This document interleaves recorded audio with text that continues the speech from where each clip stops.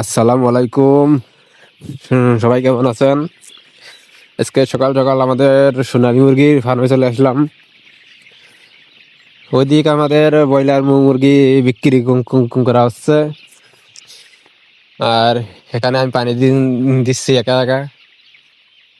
তবে আমাদের সোনালী মুরগিগুলা ভালোই ছাড়াই মারাই আছে। এই শীতের সময়ও মাত্র 2টা লাল লাইট দিয়ে রাখছি। এই 2টা লাইটে এরা ভালোই ছাড়াই মারাই আছে। আসে দেখি এগের খাবার পানি সব ফুরাই গেছে। তাড়াতাড়ি করে এগের খাবার পানিগুলো সব দিয়ে দিলাম। এখন খাচ্ছে, বাড়াই বাড়াই এখনো আছে। এই শীতের সময় ব্রয়লার এসছে, সোনালি পুষাই ভালো। ব্রয়লারের হলো প্রচুর হিট দিয়া লাগে, সোনালি মুরগির আবার হিটমিট সেরকম লাগে না।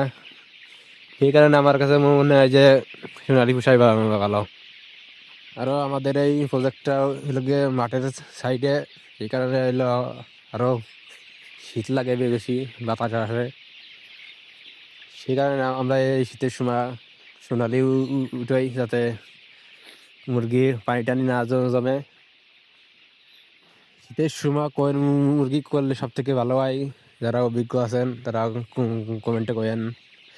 আমার কাছে তো মনে হয় যে সোনালি করাই ভালো।